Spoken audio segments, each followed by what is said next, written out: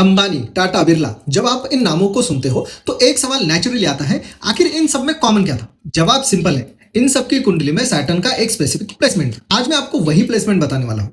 Saturn सबसे ज्यादा powerful होता है 10th हाउस में। 10th हाउस करियर का घर होता है, कर्मा का घर होता है, नाम, इज्जत और पब्लिक इमेज का घर होता है। जब सैटर्न 10th हाउस में बैठता है तो लाइफ का पैटर्न ऑलमोस्ट हमेशा एक जैसा होता है। 20s में स्ट्रगल मैक्सिमम रहेगा, लोगों को लगता है तुम फेल हो गए हो, खुद को भी लगता है कि लाइफ में डायरेक्शन क्लियर नहीं है। फिर 30s आती है, यही से धीरे धीरे ब्रेक थ्रू शुरू होता है। एक फील्ड में स्टेबिलिटी आती है, लोग तुम्हारे काम को नोटिस करना शुरू कर देते हैं। 40s तक पहुंचते पहुंचते तुम्हारी ऑथोरिटी बन जाती है, इंडस्ट्री में तुम्हारा नाम हो जाता है, लोग एडवाइस लेने आने लगते हैं। और 50s के बाद तुम सिर्फ सक्सेसफुल नहीं रहते, तुम लेगेसी बन जाते हो, तुम एक इंस्टीट्यूशन बन जाते हो, तुम्हारा नाम एक ब्रांड बन जाता है। यह है सैटर्न का असली रिवॉर्ड सिस्टम। स्लो है लेकिन परमानेंट है। अगर रियल लाइफ एग्जांपल देखना है तो रतन टाटा जी को देखिए। शुरू में स्ट्रगल, लेकिन एंड में ऐसी लेगेसी जो कभी खत्म नहीं होती। वॉरेन बफेट 70 साल की उम्र के बाद भी टॉप पर है। सैटर्न 10th हाउस का परफेक्ट एग्जांपल है।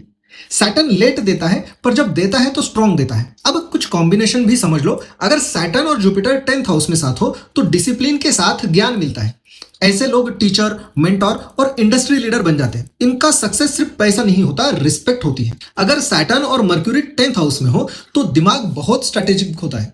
ये लोग बिजनेस में कैलकुलेटेड रिस्क लेते हैं, लीगल, फाइनेंस और कॉन्ट्रैक्ट जैसे फील्ड में स्ट्रांग होते हैं। ये शॉर्ट गेम नहीं, लॉन्ग जीतते हैं। और अगर सैटर्न और वीनस 10th हाउस में हो तो क्रिएटिविटी के साथ डिसिप्लिन मिलता है। ऐसे आर्टिस्ट डेकेड्स तक रिलेवेंट होते हैं, जैसे AR Rahman. Talent plus discipline long term success देता है। लेकिन अब एक बहुत इंपॉर्टेंट वार्निंग सुन लो, सिर्फ सैटर्न का 10th हाउस में होना ये गारंटी नहीं देता कि तुम्हें सक्सेस मिलेगा।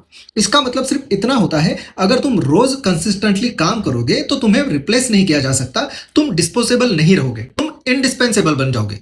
लेकिन अगर सैटर्न 10th हाउस में हो और तुम लेजी हो तो यही प्लेसमेंट तुम्हारे सबसे बड़ी दुश्मनी बन जाती है। Public failure, career destruction, reputation loss. Saturn 10th house वालों को मेहनत करनी ही पड़ती है। यहां चॉइस नहीं होती, या तो तुम हिस्ट्री बनते हो या फिर वार्निंग एग्जाम्पल बनते हो, बीच का कोई ऑप्शन नहीं होता है। अगली वीडियो में मैं बताऊंगा वो कॉम्बिनेशन जिससे सैटर्न जो है वो सक्सेस नहीं देता, पॉइजन बन जाता है। वीडियो को लाइक जरूर कीजिए और नेक्स्ट पार्ट मिस मत करना। हर हर महादेव।